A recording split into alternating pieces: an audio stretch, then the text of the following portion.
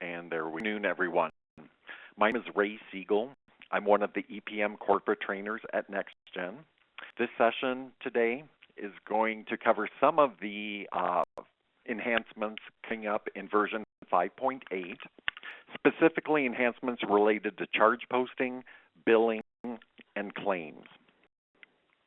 Let's go and get started. I will keep the training document open and available for my easy access. There are points in time I come back to the document to point out a particular screenshot or some particular verbiage in the document, but I do plan to spend most of my time in the application showing you these enhancements as we go along. I'm going to go ahead and flip the page to the first page here.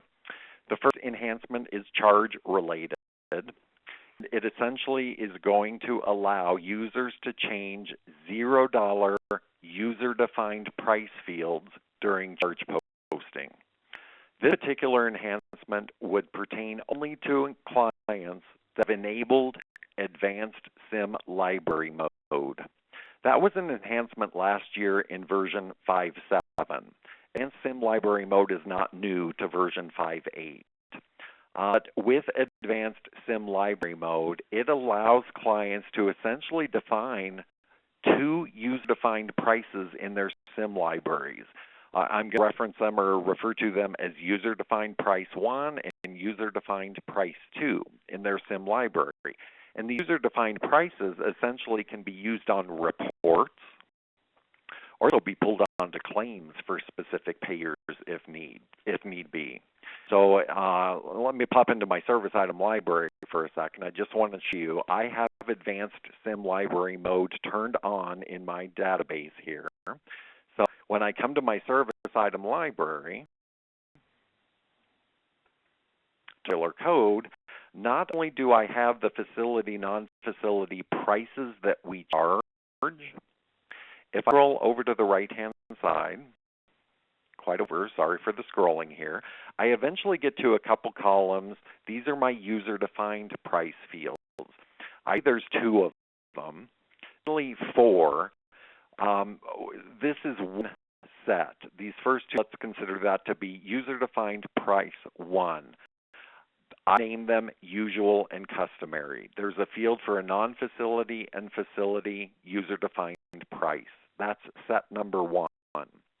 User-defined number 2 are the next two buckets over. And in a setup, I've called the base price for non-facility versus facility. So what I'm showing you at this point is because I've enabled Advanced SIM Library Mode a year ago, back in version 5.7, I have these additional price fields in my SIM libraries. And again, these can be used for reporting purposes. Maybe want to pull these onto reports for comparisons to what we've charged. But we don't charge the user-defined prices. We typically charge, I shouldn't say typically, we do charge our standard non-facility facility prices. So that was just a brief overview of what the heck is he talking about with user-defined prices in a SIM library. You only see those additional fields if you've enabled Advanced SIM Library Mode.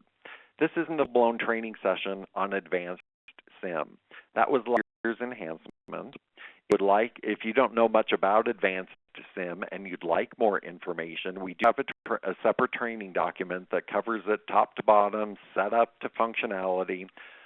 Here's the specific training document available. What I focus on in this session is what's new in 5.8 that's related to that Advanced SIM mode and those user-defined prices. And really the enhancement here is if a client has enabled Advanced SIM mode and they have users already today in version 5.7 that have security to change prices, they're keying in a charge and the standard price from the SIM library comes up and they're, based on security, able to modify that price, they may also need those users to have the ability to modify the user-defined prices that are used for reporting purposes to charge posting. So this enhancement essentially is one that's going to apply to clients that have enabled Advanced SIM mode and that have a price, one of the three prices, either the standard price, UDF1 price or UDF price of 0 in their SIM library. If both of these conditions are met for a client, user-defined prices will display during charge posting. And the reason they're displayed is so that users can change those user-defined prices as needed. This will pertain to all these types of charges in our application. It doesn't matter if a user is sitting in EPM manually entering charges, or those charges are coming across from HR and we're processing them in EPM, or if charges are coming from optical management, an external third-party system into EPM, or they're automatically defaulting onto an encounter for us based on our appointment SIM setup. Any way you can possibly think of entering a charge in our application, this enhancement pertains to all of those options. So again, the bottom line to this enhancement is clients using advanced SIM mode needed and wanted a way for their users to be able to change a $0 price field, a user-defined price, during charge posting. So it starts out in System Admin, and that's where we go next.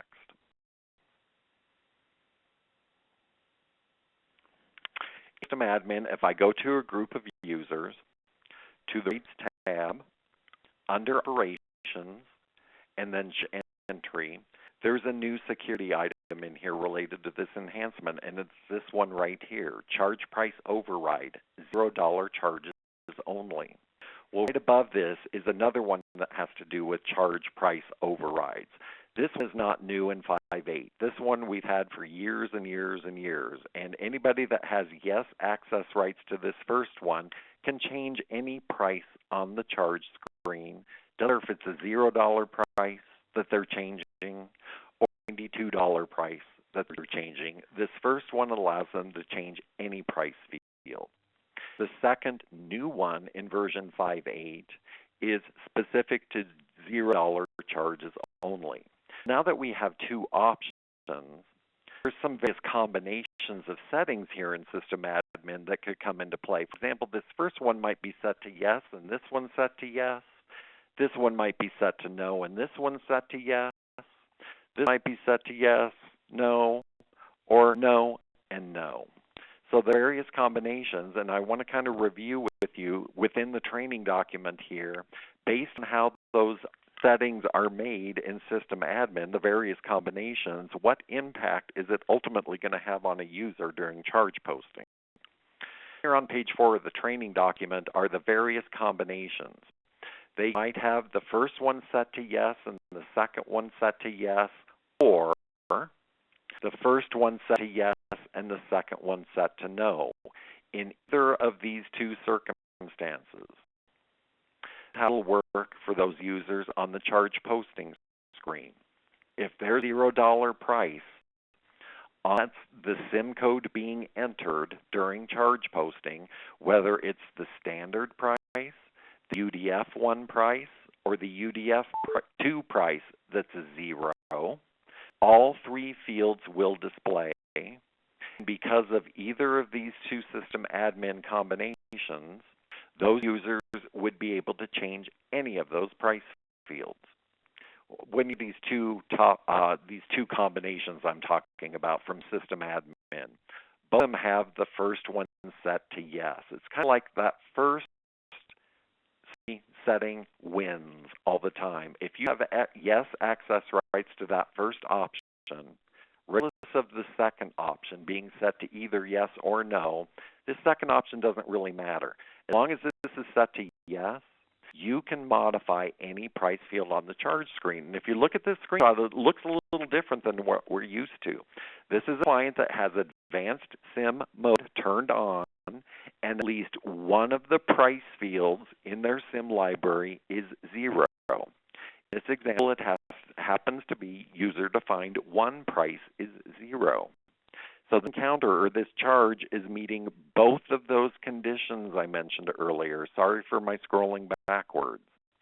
The UDF1 and 2 price fields will display during charge posting when both of the following conditions are met. Advanced SIM mode is turned on. One of the 3 price fields is 0 in the SIM library.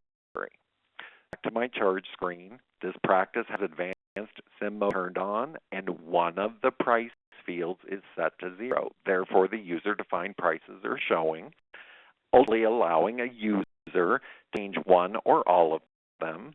This one here, the $35, that's our standard price for this SIM code. These two are the user-defined fields coming from the SIM library. One of them happens to be a 0, so let's give the end user an opportunity to change that 0 to something else for reporting purposes maybe. Here, combination, system admin. The first option in system admin is set to no, but the new one in 5.8 for 0 charges only is set to yes. With posting, we have the same situation. That 80050 SIM code that we're keying in as a charge has at least one 0 price field. So the user-defined fields are displayed based on security. This time the user is only able to change 0 price field. And the possible combination in system admin is to have both options set to no for users. And in the case, again, that 80050 still has at least one 0 price on it. So the user-defined fields are displaying. Based on this user security, they're not able to change any of them. So the thing I'm wanting you to get out of this section right here is, based on the 4 different combinations of settings in system admin for the 2 charge price override options, depending on how those are set, obviously affects what the user can or cannot modify during charge posting. Full-blown security in the first screenshot, user can change any of those price fields. Second screenshots, the user is limited to changing 0 price fields only. Third screenshot, the user is totally restricted, cannot change any price fields, but still display because they meet those 2 conditions. Advanced SIM mode is turned on, and one of the price fields is set to 0. Okay, continuing on. What I'm going to do next, I'll show you a code or 2 in my SIM library. I'm not going to show you all 4 of these codes, but what I'm trying to illustrate in this example that I'm going to turn into a demo in EPM here in a few minutes for you, I'm going to be working with 4 different charges on an encounter. 9202 has no 0 price fields in the library. The standard price, what we charge, has a dollar amount. UDF1 for reporting or claim purposes has a dollar amount. So does UDF2. Then I have a separate lab code that happens to have at least one 0 price field. In this case, it's the standard what we charge field. The 2 user-defined fields are filled in with non-zeros, but the price itself is set to 0. A lab code where the user-defined 1 price is, sorry, I'm trying to highlight things and it's going all over the place. The user-defined 1 price is 0. And last code, it's the user-defined 2 price that's the 0. So I suppose without, no, I will. Let's go into the SIM library and at least look at these first couple codes, starting with a 99202.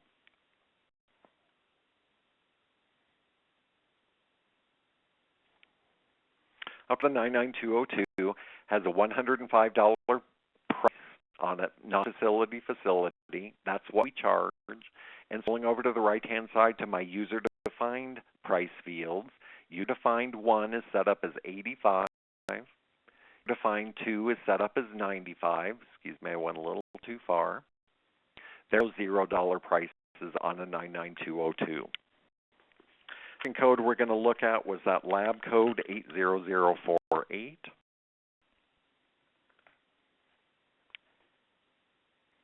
This is one where the charge price is 0 for whatever reason. It could be they forgot to fill it in when they built their SIM library. It could have been set to 0 intentionally because it varies from patient to patient, but one of the price fields is 0, and it happens to be the standard price.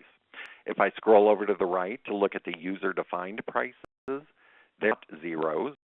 User-defined 1 is set to 25, and user-defined 2 is set to 15.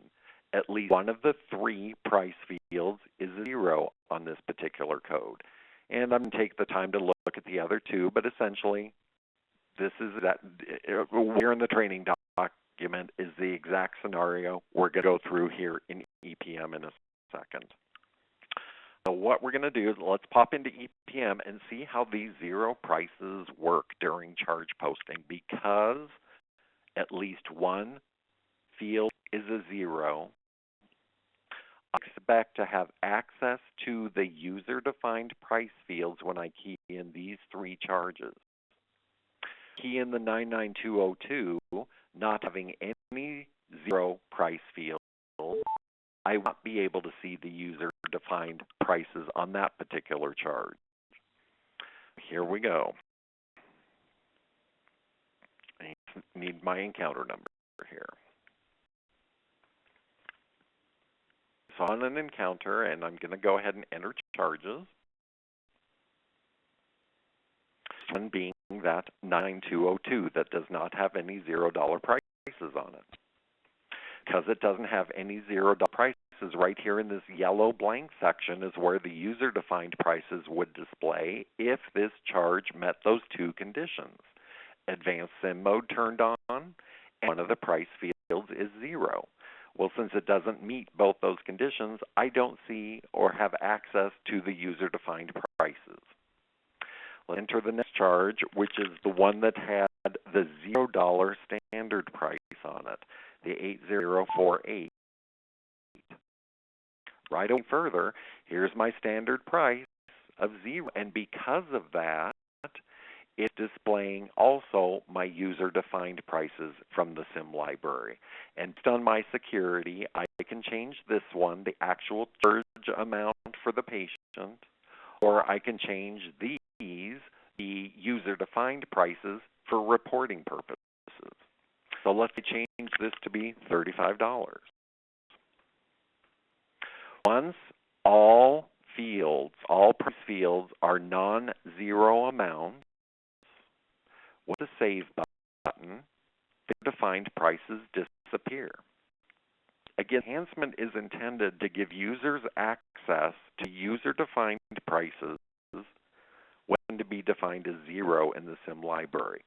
Let's do another charge. Third one's going to be an 80050. This is the one that has the $0 UDF1 price. Since one of those three is a 0, I have access to them. Change it during posting so that now all of them have non-zero amounts. Again, when I hit save, these fields would disappear. But in this example, I'm going to leave this one set to 0 for a minute, just show you when I hit save, they disappear. They disappeared on my second charge because I have no 0 price fields anymore. They never appeared on my first charge because I never had 0 price fields to start with. Second, I changed one of them. So again, none of them have a 0 price, but I left a 0 price on the third one, which means I still have access to the fields. You continue to have access to the user-defined fields up until all three fields have non-zero amounts. And this charge I'm going to enter is an 80051. This is the one that had a $0 UDF2 price. And because one of the fields are 0, they're displayed. And as I leave it at 0, to have access to it. So this has a 0. This one has a 0. This one, second, no longer has a 0. The first one did have a 0.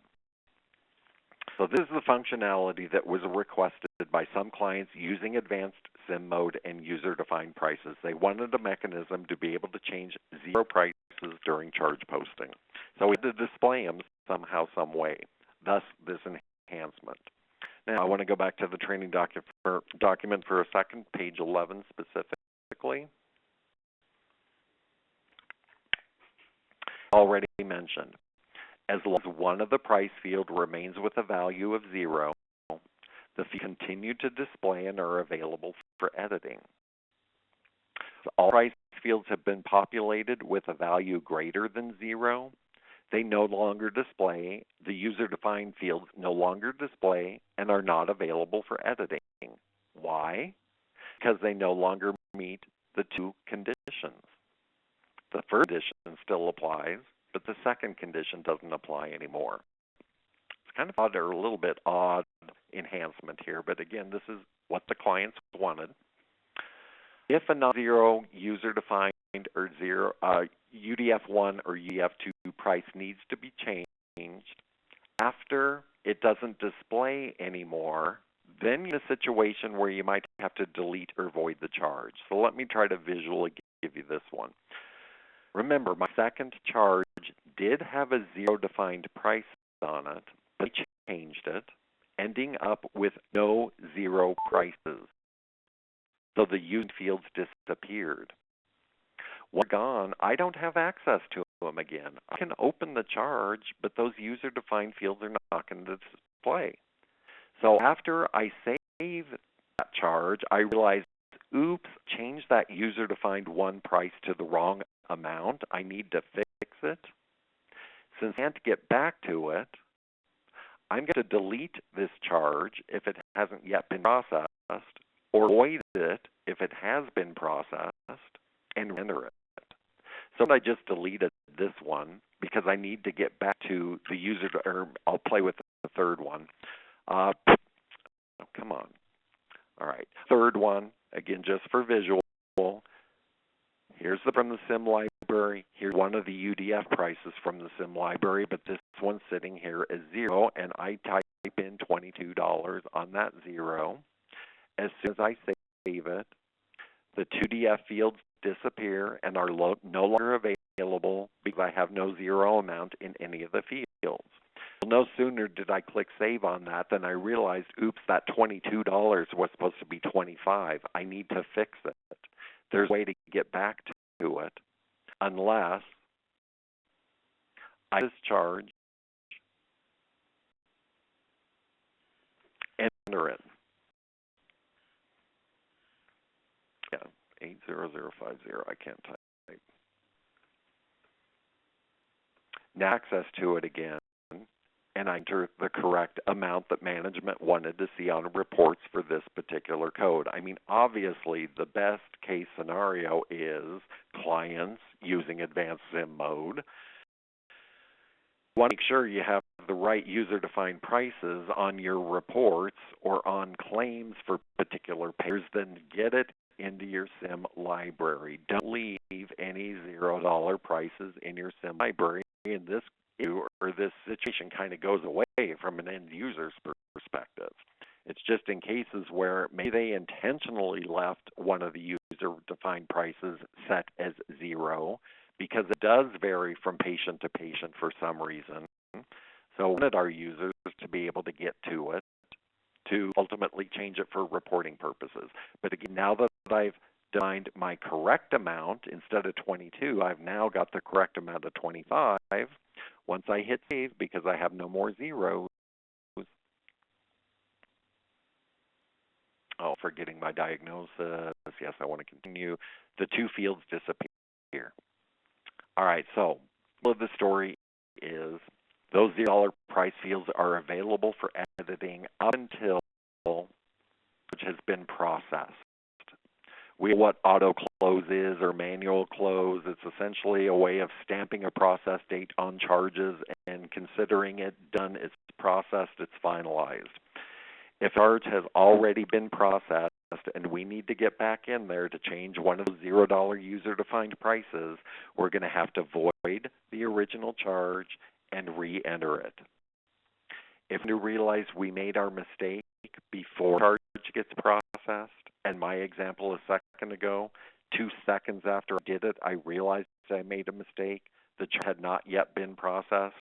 I was able to delete the charge and re-enter it to get back to the user-defined field. Okay, here's just a couple screenshots of what I've pretty much demoed a second ago. We have a $0 price field. As the user changes it and we no longer have any $0 price field, they hit save, the two user-defined fields are gone, and need to ultimately be changed or corrected, you have to delete the charge and re-enter it, or void the charge and re-enter it, depending on whether or not it's been processed so far. Okay, let's continue on. Specifically, these 8 or so reports listed. On these reports in version 5.8, these specific reports, they've added 2 columns on the filter 1 tab, or excuse me, on the columns tab. A column for your user-defined 1 price, and a second column for your user-defined 2 price. Again, keep in mind, those user-defined prices in the SIM library, the main reason clients wanted them or are utilizing them is for reporting purposes. So in 5.8, development made sure those prices are available to pull on to reports for comparison purposes. Question on that? That one's explanatory. Okay, the next one I'll demo or show you, there is a new significant event available that revolves around changing those user-defined prices on a charge. So going to my significant events in EPM, let me close the screen here. That chart for a second. Under significant event preferences, there's a new one in 5.8 called charge. I think I just might have scrolled past it already. Not yet. Right here. This is new in 5.8. Turned on, which means it'll be recorded in patient charts when a user-defined 1 or user-defined 2 price field is modified on a charge. I think I did that a moment ago. Patient's encounter. So we know significant events are recorded in clinical history notes on the left-hand side under history, encounters. Here's specific encounter, and here's me just a few minutes ago changing user-defined 1 price. I open it up, it shows me I changed it from a 0 to $22. Being a significant event, of course, then it's available for reporting on the significant events report. So maybe I want to run a report, a SIG events report, showing all the user-defined prices that have been changed over the last month, as opposed to being in one patient's chart here, looking at that one patient only. On the new SIG event related to changing user-defined prices. All of this whole thing with user-defined prices is to clients using advanced SIM mode. Watch the chat board. I'm not seeing questions come in.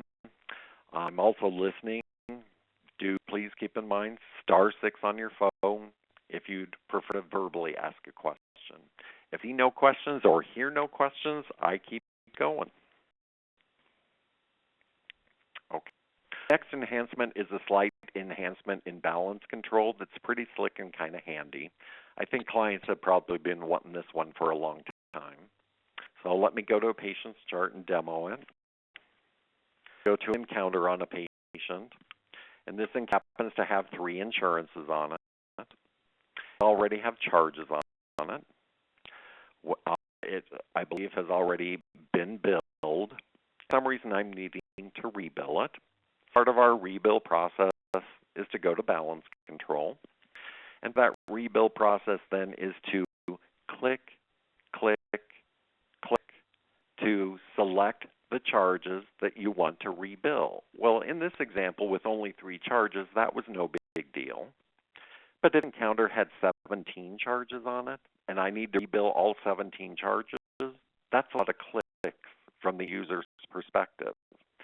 What they've added here in balance control is a right-click, select all, deselect all option. My little encounter here with 3 charges, not such a big deal, but I think you're seeing what it does. I think this will be big to clients, you know, that deal with encounters that end up having many charges on them. It just facilitates the rebill process. The green check marks is, 2 clicks of the mouse instead of potentially 17 clicks of the mouse to rebill 17 charges. The other thing I want to point out about this new feature here is it's available in any insurance bucket depending on how many insurances are on the encounter. So 3 insurances on the encounter, I was able to do that new right-click select all in 3 buckets.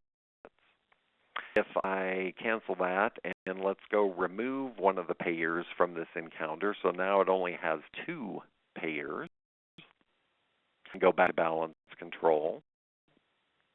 Insurance 3, as we all know, is grayed out because there is no insurance 3 in this case. And here I am trying to right-click in that come for insurance 3, and I don't get the option. But I can do it for either insurance 1 or insurance 2, depending on who I'm trying to rebill.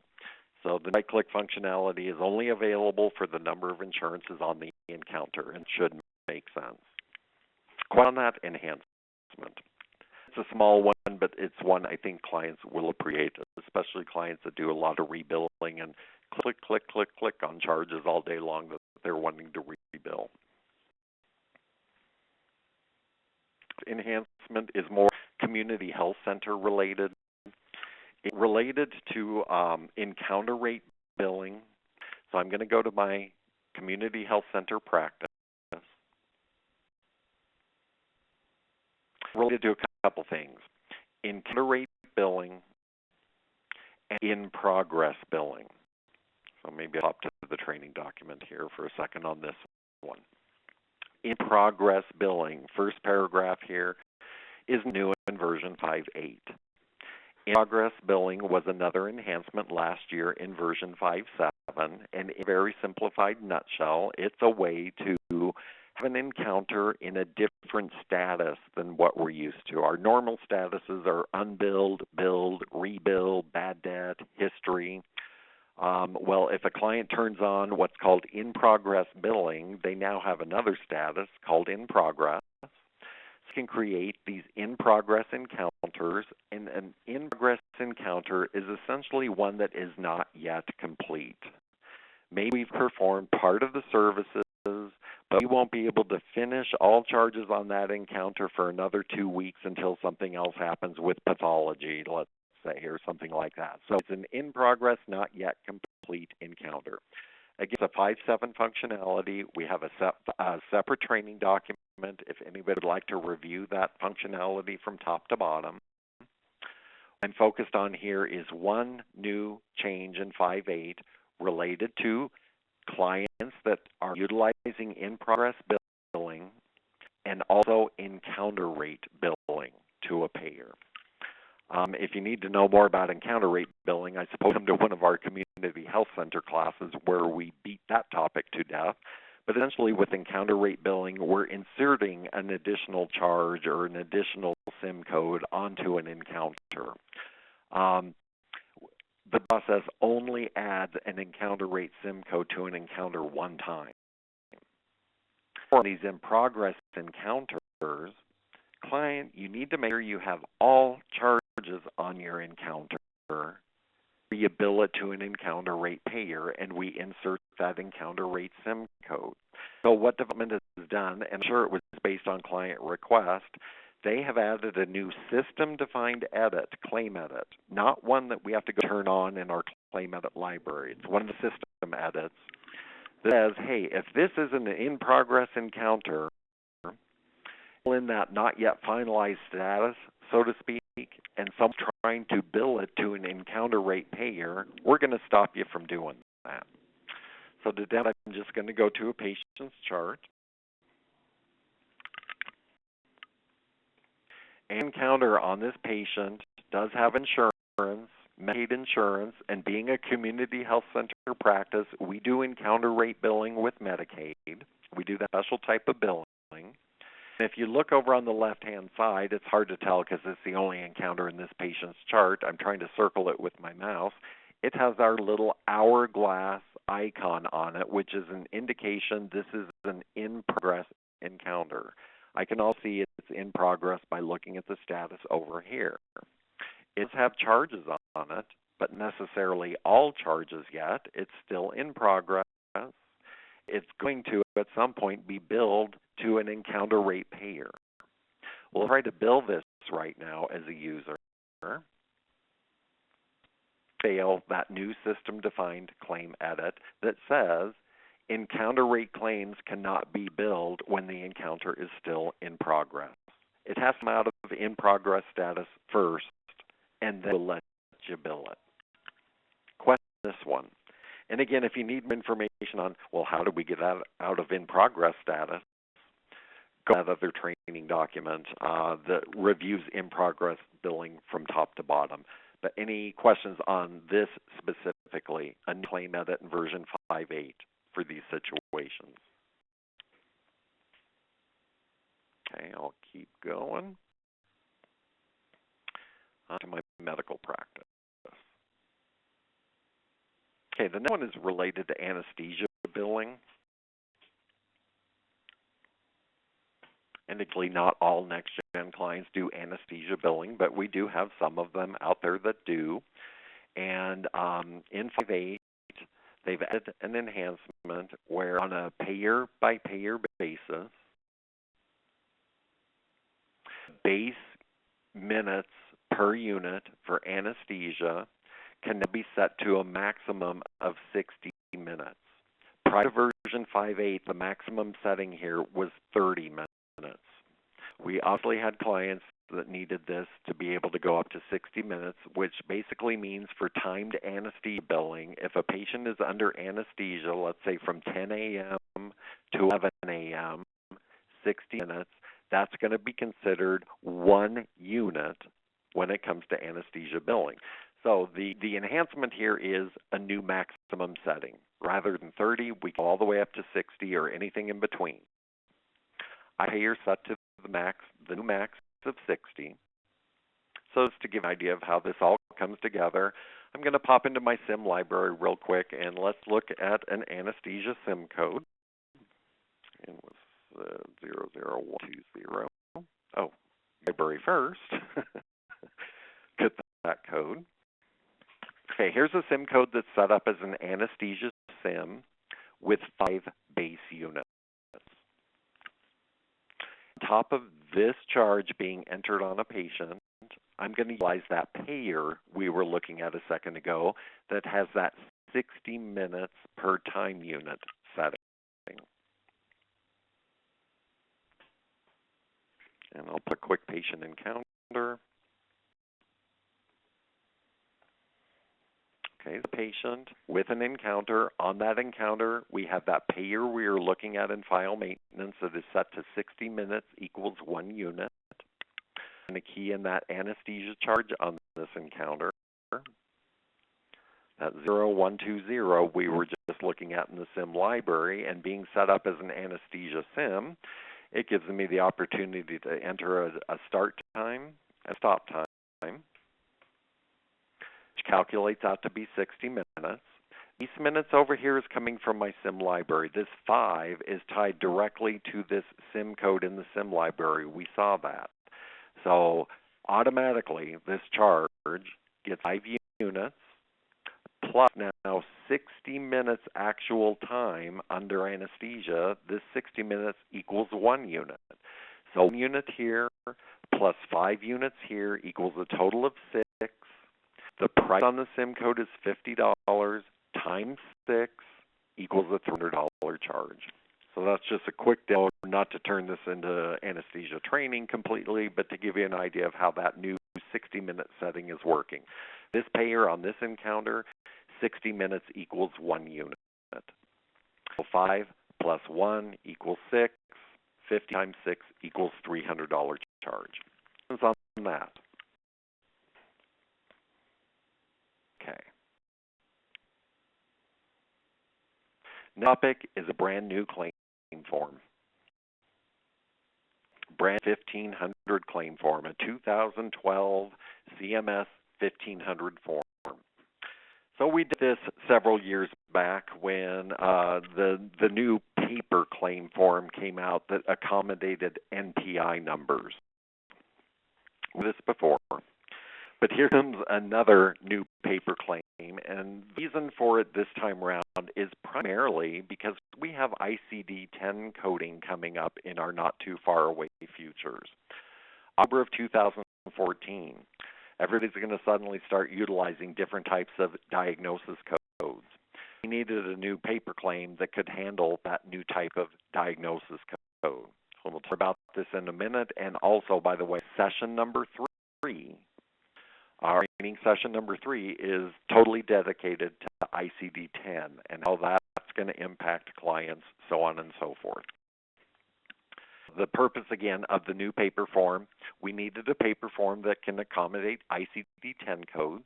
And in addition, the other changes they made to this new form are just make it more consistent with the information and the data we already include in electronic claims.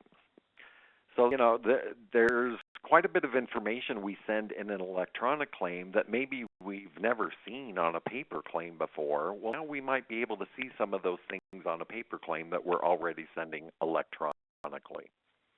The National Uniform Claim Committee is behind all this. They're the group that manages the 1500 form, and of course their plan was to make this new form available to clients and to payers and whatnot well in advance of October of next year for ICD-10. So they're thinking ahead. Good thing.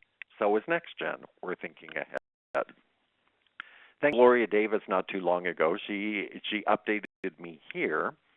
As of last month in June, the NCC announced that CMS has approved the final version of this new paper form. So there was a period here where everybody was waiting for CMS to get final approval on the new form. Well, that has happened.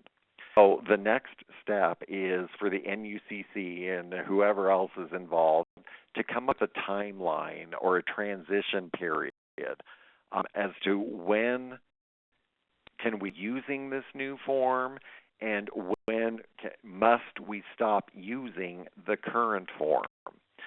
We all know there's always these transition periods. It might be a few months long, it might be several months long, but during that time frame, it's okay to still continue to use the current form, and it's also okay to use the new form for payers that may be already accepting it.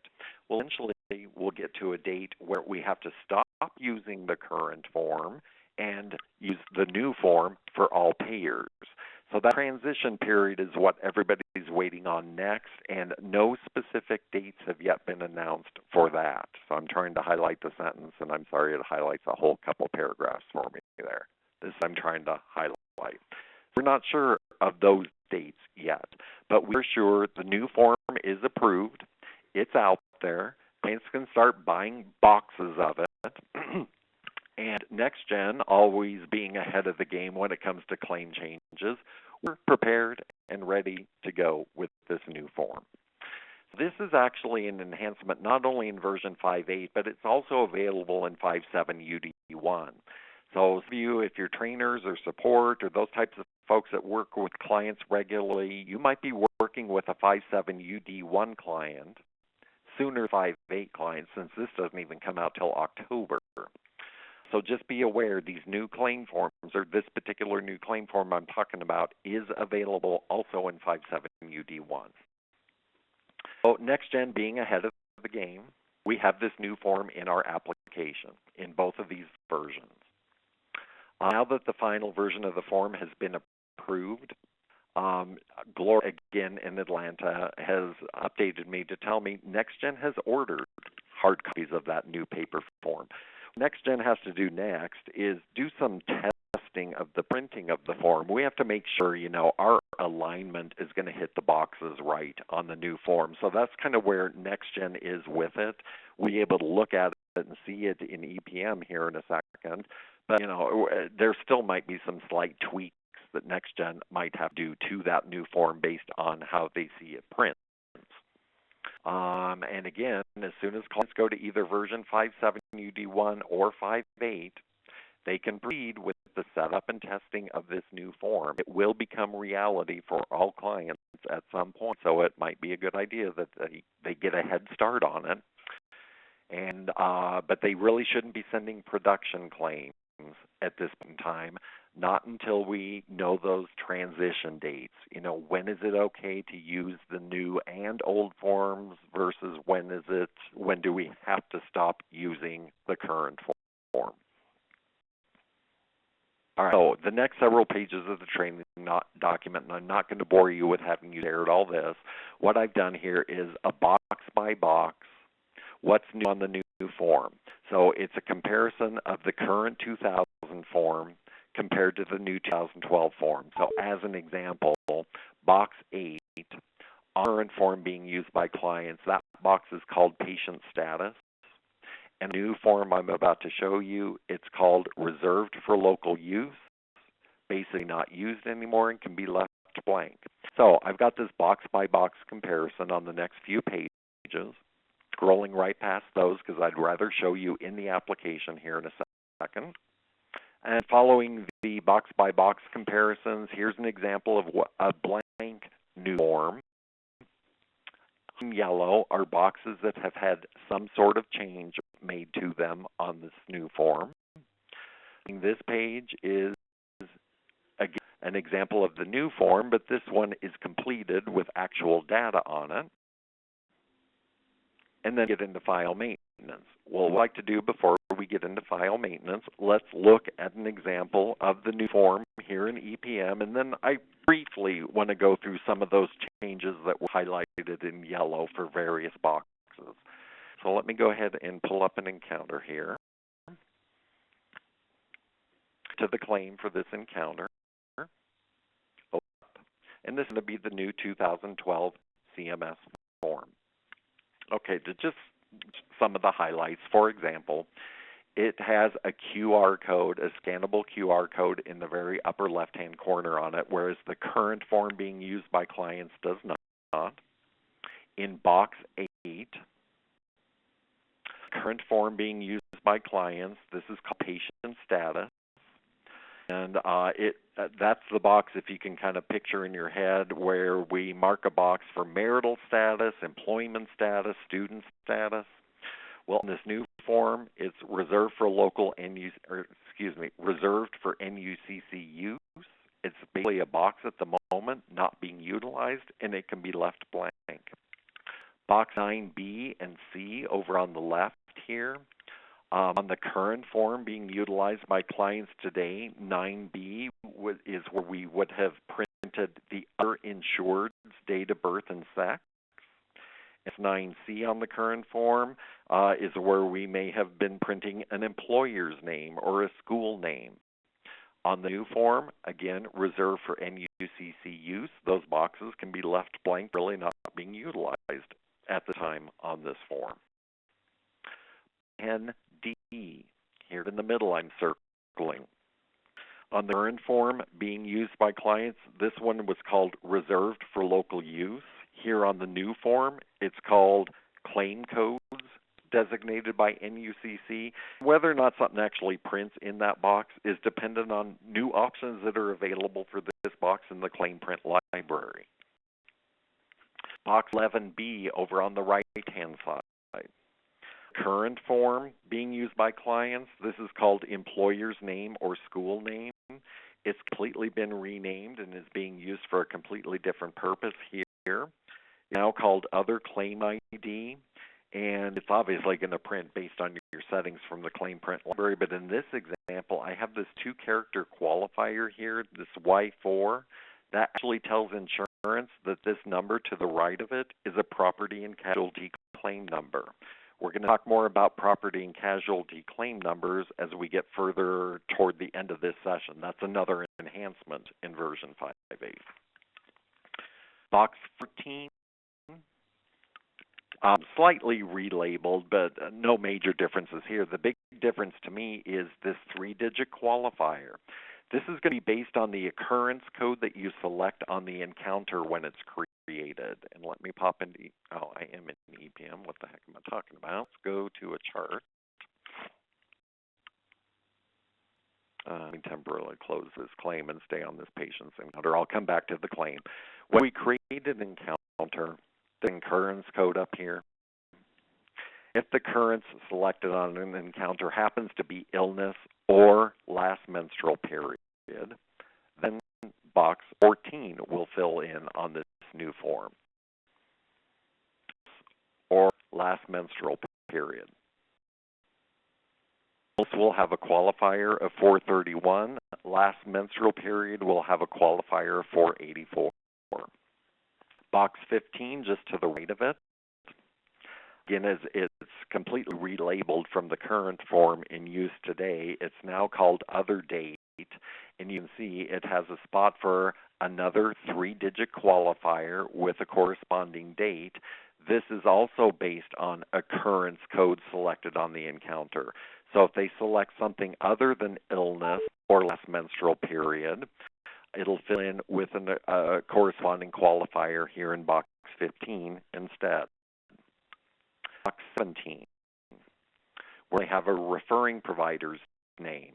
We still have referring provider here, Mark Abigail in my example, but we have a 2-digit or 2-character qualifier, DN, indicating this is a referring provider, as to maybe a DK or DQ that indicates this is some other type of provider, like an ordering provider or a supervising provider.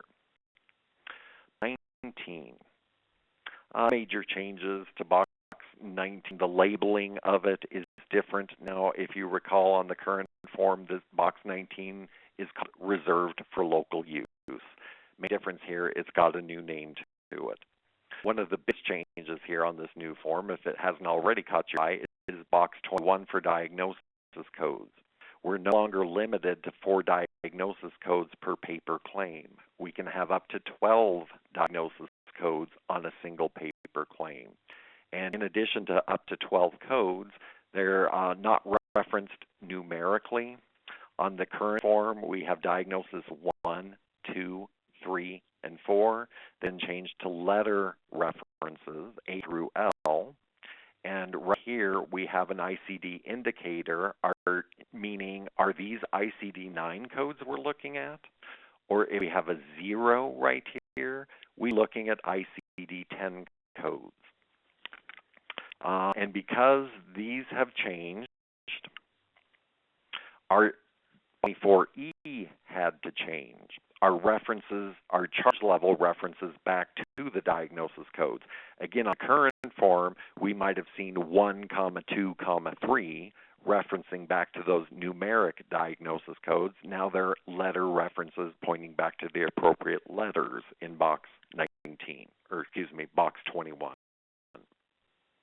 A couple other changes. Box 30. That window right on top of it, that's why I can't see it. On current form being used today, this is called balance due. On this new form, we don't need to fill it in. It's important anymore. So we have total charges, we still have amount paid, but we no longer have to submit a balance due. We don't have to do the math anymore. This minus this equals this. Box 30 can be left blank. And the last change I'm going to mention is down here, box 32. They've added some additional settings in the claim print library that make it very simple to indicate when a patient was seen in their home. Place of service is number 12 for patient home. It'll automatically print the word home and a patient's address, as soon, of course, we set up our claim print library to pull that on an as-needed basis. So those are the main changes to the new form. Any questions on that so far? Nothing like that. And *6 to unmute if you'd prefer to ask that way.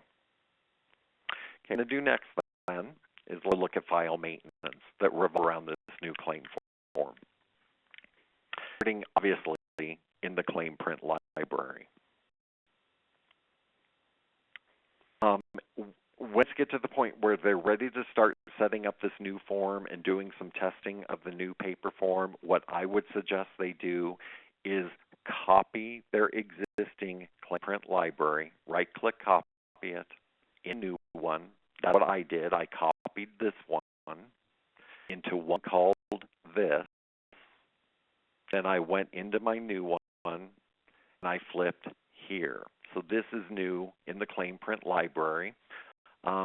In version 5.7 and prior, there's actually an option right here called 1500 form from 1990, the old one that should have gone away several years ago, but we still had that remnant here in our claim print library. It's gone in version 5.8.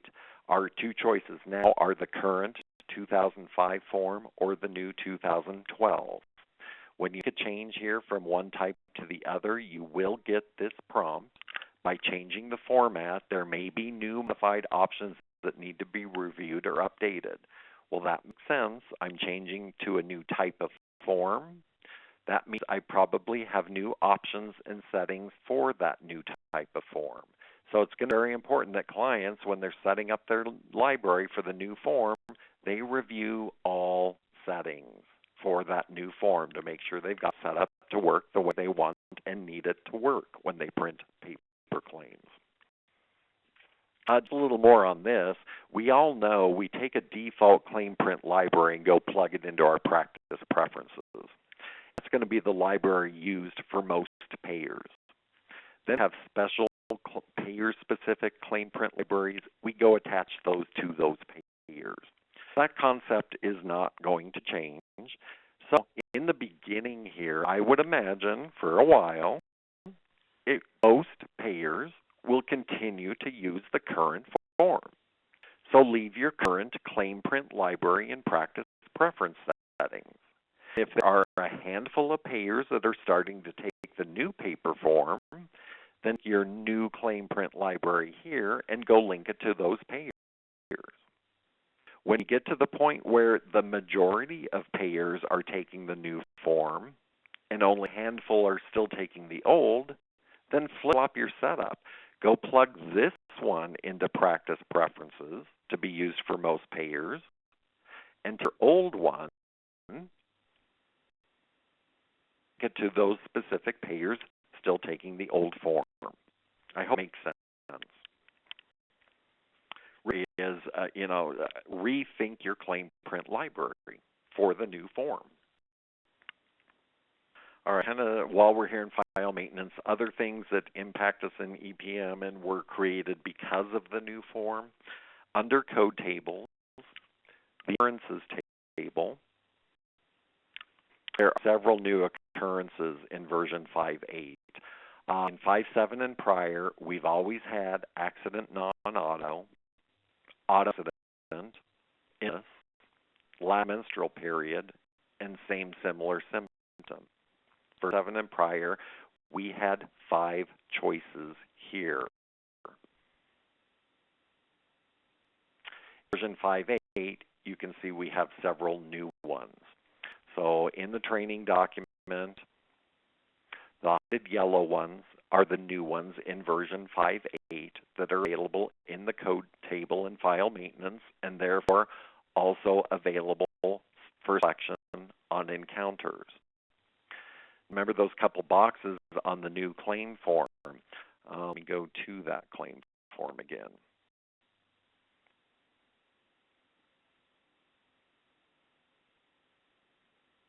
When I was doing my summary of what's new and different on this form, I stopped and mentioned a few words about box 14 and 15.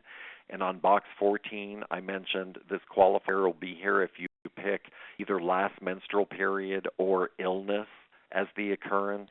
If you pick some other occurrence on an encounter, it'll end up filling in over here on box 15. And these are the qualifiers, the 3-digit codes that'll be on that paper claim based on the occurrence you select on that encounter. Okay, other things still related to the new claim form. When you print paper claims, so I'm going to go to the claims icon. I'm looking for pending paper 1500s. We have 2 choices. We have the current 2005 form and the new 2012 form. The old 1990 form has been removed as a selection here. We're down to the current and the new. In BBP, your print pending paper claim job types. that built into a package. So this particular job type, again, same two choices. What type of claim? Either the current 2005 or the new 2012. The 1990 choice is gone. Okay, so I imagine get to be a point where a client might have to come in and update their BBP once those payers are taking that new form and got all their file maintenance set up and they plugged it into practice preferences and they're ready to use that new form. They're probably going to want to update their BBP jobs to also be printing the new form. Question on that? Okay, a big scary thing. Like I said, we've been through a new paper form before several years ago with NPI, so here we go again. And the main reason is for ICD-10 coming up in a year or so. We're obviously ready and ahead of the game. Clients have at it. You can start setting it up and testing it right away when you go to 5.7, UD1, or 5.8. Okay, our next topic then, hearing or seeing questions. A new ADA form, a new ADA 2012 form. So we're going to go through the same process we just did with the new 1500. Obviously, this is going to pertain to our CHC clients that do dental billing. And the main reason for the new claim form is to accommodate ICD-10 codes coming up next year.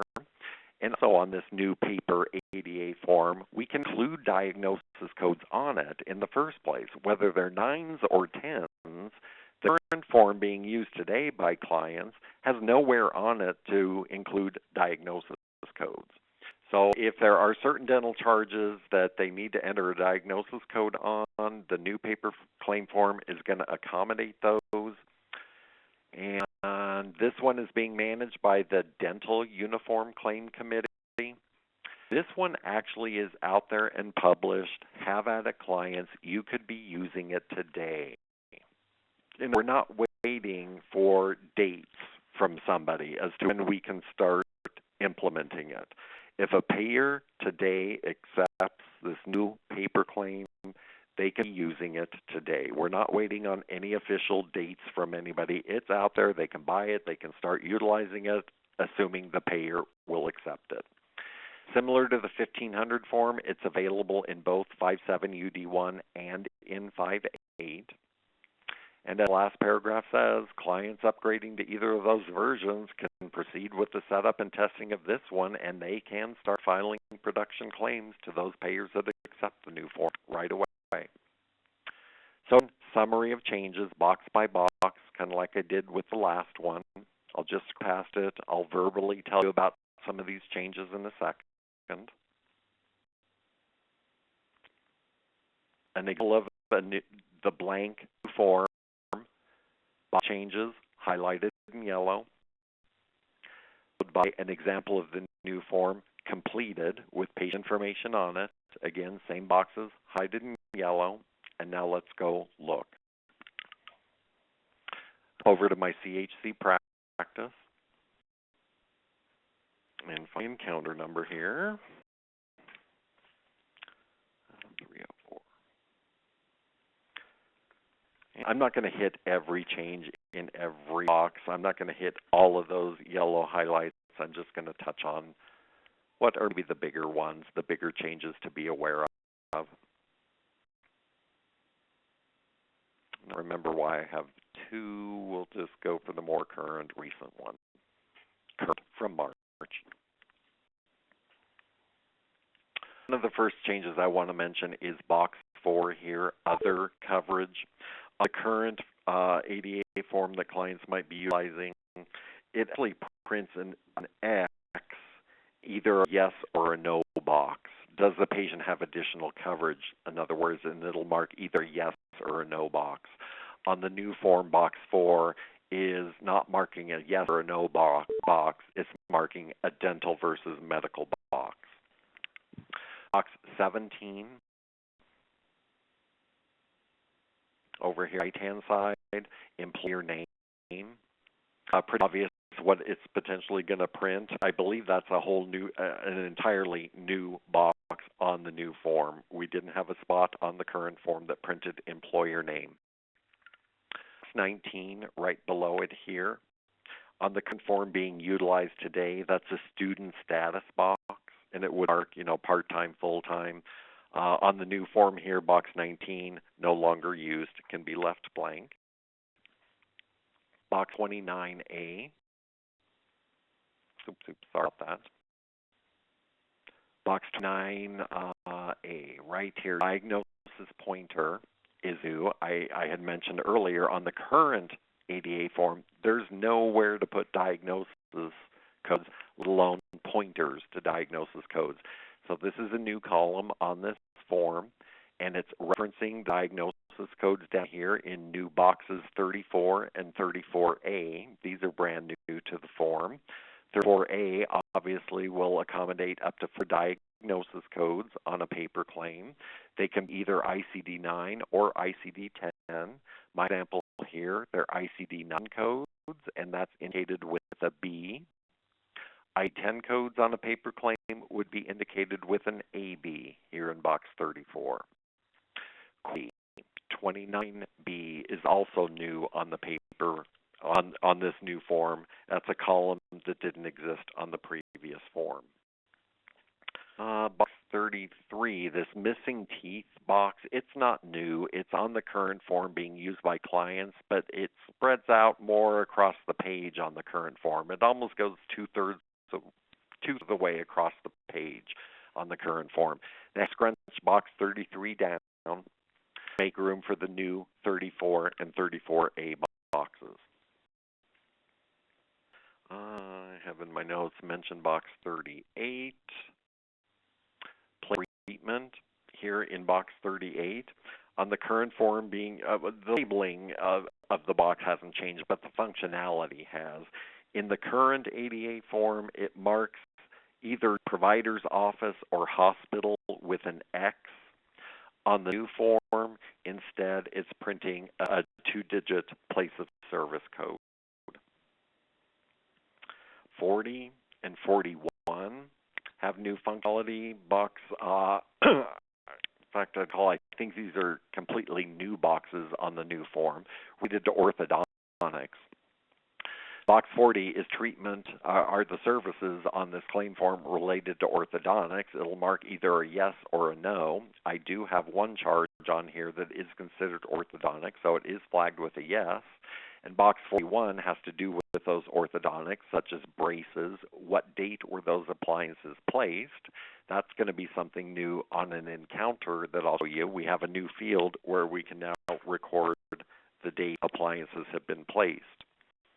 Box 49 and 54, the last two I want to mention. 49, where are you? Over here on the left, 49 has been renamed from Provider ID to NPI, and 54, same thing, renamed from Provider ID to NPI. Those are the biggest changes here on the new form. Any questions on it? Then we're going to do next is kind of go back through the file maintenance again related to the new dental form. Print library. They're going to take their current library for dental, or what library they're using for the current paper dental claims, just copying it into one by a new name, which is what I did to create this one. Open the new one with the new name and flip this. Again, in version 5.8, in this pick list field, there used to be an ADA 1999 form. That one's gone. So we're left with the current 2006 form and the new 2012 form only. And just like with 1500s over there, if you flip it from one type to another, you get the prompt, hopefully reminding you you're not necessarily done just because you've flipped this. Sure, you review all your ADA settings on all tabs. And you'll know the ADA settings are just almost to the bottom down here, starting about right there. So review your settings. There's new options and new boxes on a new form, so you better review all of your settings. And the same thing, what library is going to be used by most payers. I should rename this. Give me just 1 second. I'm supposed to be called the current form because it's really not an old form yet. It's the current form being used by clients. So one is used by most payers, either the current form or the new form. That's something that needs to be in your practice preferences. And then, payer specific, one or the other, depending on the situation again. In that library, there's a few new claim edits in 5.8, not related to this new form. We're pretty much done with the new form, I'm sorry. Before I move on to new topic, well, I guess, no, never mind, I'll shut my mouth. I'm not quite done. Any questions? We check that chat board again. Continuing on with new claim form setup, there are a few new dental-related claim edits in version 5.8. The edits number 275, 76, and 77. Scroll down to them. Sorry for my scrolling. Right here. C1, 2, and 3 is obviously related to primary versus secondary versus tertiary insurance on an encounter. It has to do with that date appliance placed. So this is a claim edit library that I've linked to all of my dental payers, and or maybe just to certain payers that require that date appliance placed. I might consider enabling or activating one or more of these based on primary versus secondary versus tertiary. You can see they are the type of edit that when activated, they turn blue, which we all know means I better come over here now and open it to define a range of CPT codes. Date appliance place, that's in regards to orthodontic procedures. So the ranges of CPT codes would be orthodontics. I'm going to here turn off those additional 2. I've just got my example set up for primary payer only, using this big range of codes here, essentially one code, as my orthodontic example. So now with that edit activated for this range of codes, if under a charge on a patient for one of these codes, primary insurance, and we're missing a date appliance placed on the encounter, the claim edit will fail. And I'll carry through all the way as we continue on. Any questions on the 3 new edits in the claim edit library? Okay, what I'm going to do next is go into EPM. Make sure I'm still in my community health center to an encounter. If I could create thing here. This particular encounter on the patient has dental payer as primary. I've claim edit activated in the claim edit library. I don't remember if I have the charge on it yet or not, and I do. This is the specific charge that falls within that CPT range in the edit library we're looking at a second ago. So a patient with this insurance as their primary that has an orthodontic charge entered, we better have a date appliance placed on the encounter or the claim edit will fail. Well, where does date appliance placed go? It's the encounter insurance verification section down here. Date appliance placed and date appliance removed. 2 new fields that will display if the payer is set up as a dental payer in the payer table. So just to demo the claim edit for a second, I'm going to take this date appliance placed out. Remember, the cannot be entered without the date. Okay, there we go. So I've got an encounter where the payer needs a date appliance placed and I've got an orthodontic charge on the encounter. So if the encounter were to be billed, fail that claim edit.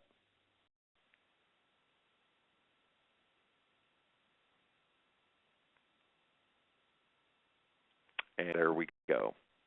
So B1, date appliance placed, required because dental procedure is specified within that orthodontic range built into the claim edit itself. So a quick demo of the edit. And now we also know where the date appliance placed and removed dates ultimately go. So let me put those back.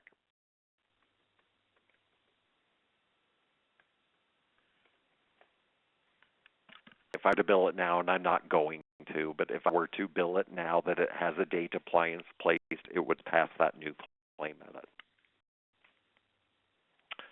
Again, from the claim print icon or the claims icon, if I'm wanting to print pending paper ADA forms, we have two choices, the current 2006 form and the new 2012 form. The old form is removed. We have an old one in here. Right now in version 5.7, I think we have two choices, ADA versus ADA 2006. Well, now we have just 2006 and 2012. The other ADA option has been removed. Okay, the next enhancement related to dental claims, I'm just going to show from the training document itself. Save myself a couple minutes here, time purposes. On ADA forms, another enhancement here in version 5.8 are the banners up at the top of a paper claim when the user has opted to print a claim copy not to be used for submission. We all, when we go to print claims, this normally defaults to actual claim, but there's that option that can be selected to print a claim copy not for submission. So the only thing that's really new here is when a user is printing claim copies of ADA forms, maybe a claim copy of a pending paper claim, we get the banner up here that we already get in current versions for 1500 and UB claims. We just never had these banners on ADA paper claims before until now. So I'm, again, printing a copy of a pending paper claim. I get one banner. Let me blow them up in case you can't read them well. If I print a claim copy of an archived paper claim, the banner is slightly different. And on this page, if I print a claim copy of a pending electronic claim, I get a banner, and an archived electronic claim, I get a banner. We have functionality, as I said today, in versions prior to 5.7 on 1500 forms and UBs, but we were, so along the way, we missed these banners on ADA. So we have them in version 5.8. Questions on those? Just like with the 1500 forms in BBP, if they've got any print pending paper claim jobs set up for ADA forms, and I don't, but we'll pretend here, they have the two ADA forms to pick from, the current and the new, in their BBP job settings. Questions on the new ADA form or any of the file maintenance and whatnot that revolves around it. That topic. And looking for questions. You guys are awful quiet.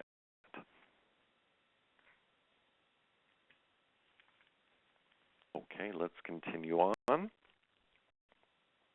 Another enhancement now, totally new topic. We're getting away from new paper claim forms. The version 5.8 and also in 5.7 UD1 have ability to disable claim breaks by location or provider for specific payers if needed. Actual example here, let's say we have an encounter on a patient, and on that one encounter, I key in a charge where Dr. Abbott is the rendering. Second charge on that same encounter, Dr. Nielsen is the rendering.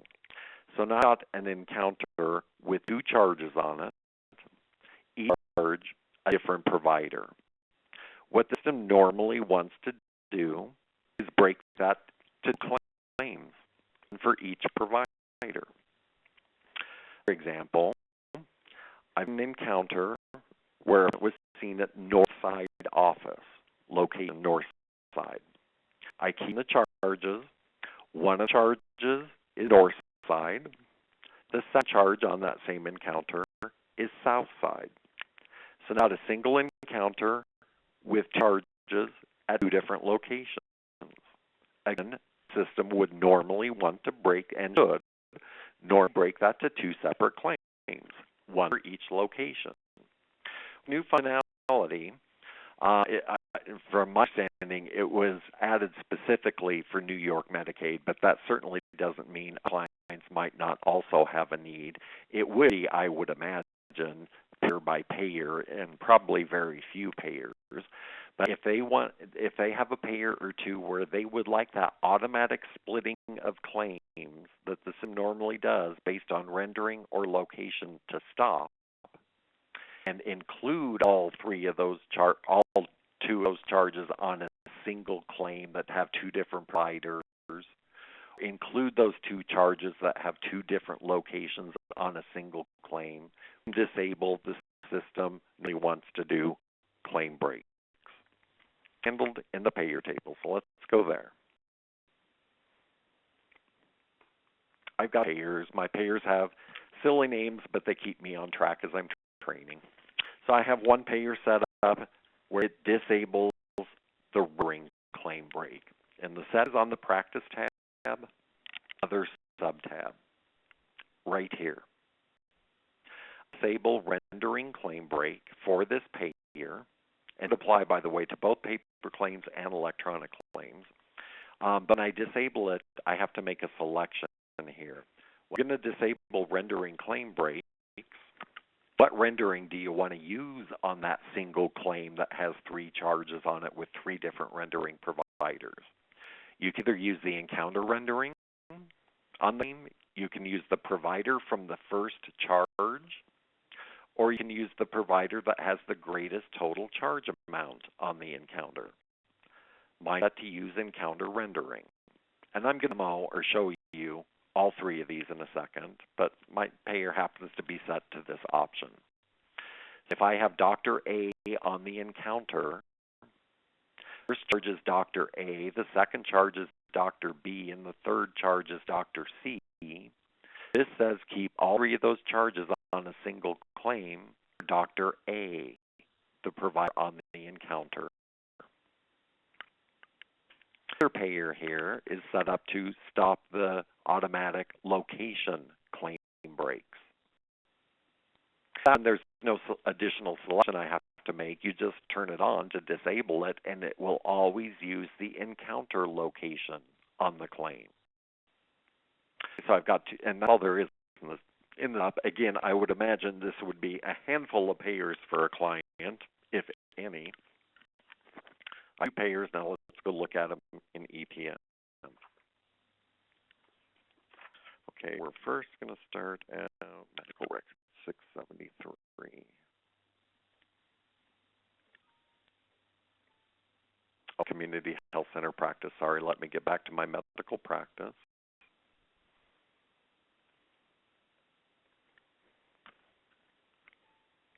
Okay.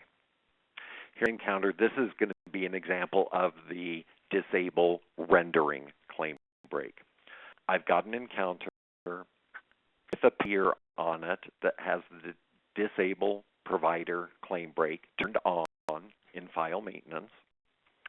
Counter itself is Dr. Baker. Look at the charges on this encounter. The charge has rendering Jordan. The charge is Abbott. The third charge is Nielsen. So again, normally the system would break this to three separate claims. One for Jordan, one for Abbott, one for Nielsen. But I've disabled that claim break. I want all three of these charges to go out on one claim, and my payer table is set up to use the encounter rendering, then Dr. Baker's name would end up on that claim.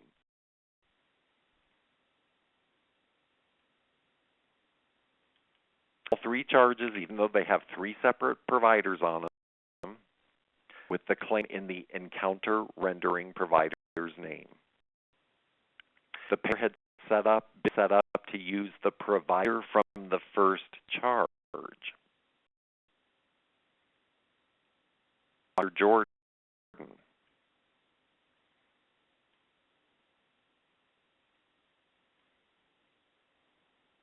Here's the, again, all three charges, three providers on the claim. Dr. Jordan from the first charge. The option in the payer table was to use the provider with the highest charge dollar amount. And look at these charges. Be this one, Dr. Nielsen. So if that's the way I had set up my payer,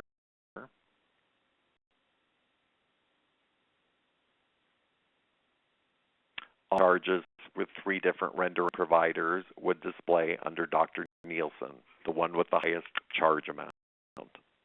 Questions on this? In the document,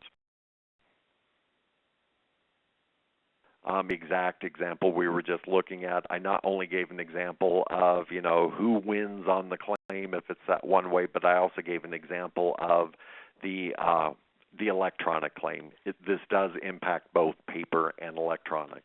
So here's the encounter level provider was used. The first charge provider was used. And the provider with the highest dollar amount was used in file maintenance on the payer. Next example is a location example. Let's click this up. We're dealing with a payer where the location claim break was disabled. So the counter has that payer on it. This pay file maintenance says disable location claim breaks. Counters created for north side location. Charge this encounter. First charge has south side on it. Second charge has east side on it. Third charge has west side on it. So I've got a total of 4 different locations going on here. Again, with these 3 charges, the system would want to break it to 3 separate claims, one for each location. Here, this patient has, we've disabled location claim breaks. And if you remember, for disabling location claim break,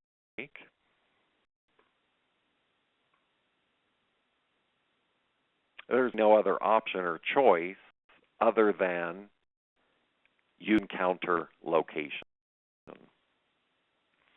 So when this encounter gets billed, and again, our location was north side, so the claim should be for north side. There it is. Both paper and electronic will reflect north side. You see a question, so let me pause and take a glance here.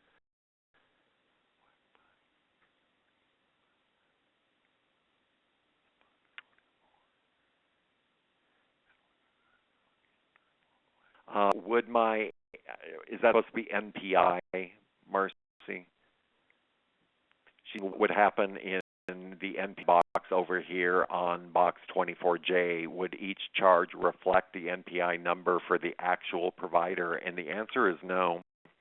If it's been disabled claim break and you've opted to go with the provider on the encounter, let's say, the references on that claim, including NPI numbers over here, are going to be for that provider on the encounter. Is this what you're asking, Marcy? Am I making sense? And yes. Okay. So if I had opted to disable claim break by provider and use the provider on the first charge, that's an option. And the first charge was Dr. Smith. We can't print Dr. Smith's name down here. with someone else's NPI number over here, the whole claim is going to look like a Dr. Smith claim. Not only the name, also NPI and identifying numbers on the claim would be for Dr. Smith. Questions? A couple other smaller topics, and then we'll wrap it up. Looking at the time, we're right on schedule here. So location or rendering provider claim breaks, now an option in the payer table. Next enhancement has to do with what's called a property and casualty number. And in fact, when I was showing you the new 1500 form earlier, there was a box on the new 1500 form where I pointed out I had a 2-digit Y4 qualifier on that new form. And I had mentioned at that time that was a new property and casualty number. Also new in 5.8 here is property and casualty numbers. There may be some payers, like work comp payers, that require a property and casualty number on claims. I think of this as being a similar concept to authorizations and referrals. If you get an authorization number from insurance or a referral number from insurance, you better have that authorization or referral number on the claim if you plan to get paid. If they gave you a number, they're going to see it on the claim, they pay you. This is a similar concept in the fact that if a payer assigns a property and casualty claim number to a patient's case, they better make sure we have that number on the claim for that payer if we're expecting to get paid. That's kind of how I look at this enhancement. So it's pretty simple. It's not complicated. We'll go to file maintenance first. And again, this might pertain to MVA type payers, motor vehicle accident payers, work comp payers, payers along those lines. It's just a switch in the payer table for starters.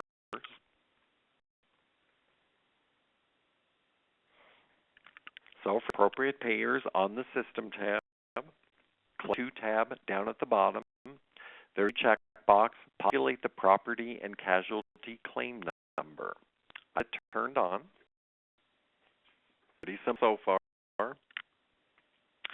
There is, while we're here in file maintenance, a new claim edit that is related to property and casualty. Edit 272.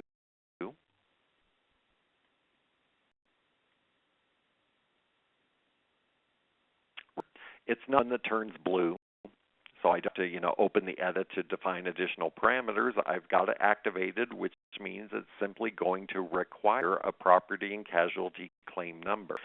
So maybe this claim edit library is linked to all my MVA type payers, because all MVA payers require property and casualty number on claims.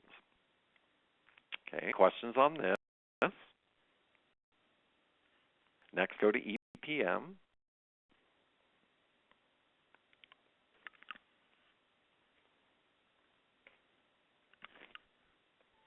An encounter has a payer on it where the property and casualty claim number option has been turned on for the payer in file maintenance, which means then a property and casualty number, well, say that determines whether or not this field displays. This field is going to be here now, and this is where the number would go, the property and casualty number that the insurance assigned. This is the number that needs to ultimately go out on the claim. Claim edit I had enabled a second ago. If this were missing and we encounter, payer requires property and casualty according to the claim edit library. And I don't have that number. And what is that blue? I was expecting, what did I do? I bet, my severity is mistakenly set to warning. It should have come up red, and it would have come up red if this were set to required, but you're at least getting the idea of the claim edit kicking in when it's missing a property and casualty number. Creating no, and just real quickly. Talking about it, I probably mistakenly flipped it to warning now some way. Let me put it back to required. Okay, I did a red edit. And again, that property and casualty number lives in the insurance verification section. Also can be entered on a case. Now, talking about property and casualty, these might be auto accidents, they might be work comp accidents, and quite commonly clients will be utilizing case management for those types of situations. So I happen to have this encounter already attached to a case, this little icon over here on the left. So let's go look at the case. Financial tab. If you create the case, the property and casualty number built into the case, then normal functionality will kick in where any encounter linked to this case will automatically have this property and casualty number on it. So in other words, if I build this number into the case first, and then I link this encounter to the case, at that point this will automatically happen. And ultimately on the claim, I'll just show it to you this way in the training document, both and electronic. This is where that property casualty number would appear in an electronic claim. And here was my paper claim example that we had seen before. This is the new 2012 paper claim form. It can handle these pretty casualty numbers. And notes down here in relation to this, in order that Y4 qualifier and the property casualty number to print on paper claims, the following must be set up in file maintenance. They need to be using the new 2012 CMS form. Box 11B must be checked. Both of these are in print library settings. In the payer, on the System tab, Claims tab, there's a provider paper qualifier section in our payer table, but 11B needs to be set to a Y4 for those payers. Okay, I think last topic of this session is pregnancy indicators. But before I move on to any questions on property and casualty? Pregnancy indicators. Again, certain payers may require a pregnancy indicator on electronic claims, pregnancy-related charges. This is going to involve actual settings in two places in file maintenance. Payer table, the diagnosis code library. Let's go there. Maintenance. Any payer that requires a pregnancy indicator on electronic claims, then go to those payers. The System tab, Claims 2 subtab, same place where we were a minute ago for property and casualty. Right above it is another new one, Populate Pregnancy Indicator on Claims. Turned on for this payer. In addition, we make settings in the diagnosis code library. Don't ask me about all the changes here in the diagnosis code library right now. If visually you're seeing, wow, this looks different. Yes, it does, and it's because of ICD-10, session number 3, for a full-blown review of what's new here. All I'm wanting to do now for this session is let's pull up a pregnancy-related diagnosis code. So for any pregnancy-related type diagnosis code, over here on the Other tab, turn on Pregnancy Indicator. So it has to be turned on for the payer. It be turned on for the appropriate diagnosis codes. If those two pieces are in place in file maintenance, then the EPM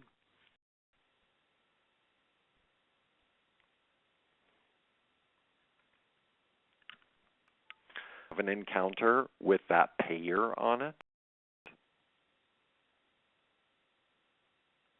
have charge with a pregnancy indicated diagnosis code on it. Ultimately, when the claim gets created, to electronic claims, sorry for my scrolling, I'm trying to get to where I am. It'll it'll have a little indicator in this particular segment or loop in the electronic claim file. It will be indicated with a yes. And it does depend on whether or not the patient and the subscriber are the same person, or the patient and subscriber are different people. It just ends up being in a different loop and segment, 2000B versus 2000C in those cases, but this is essentially what it looks like in the electronic claim. Question on that? Okay, what I'm going to do at this point is stop sharing my desktop, stop the recording,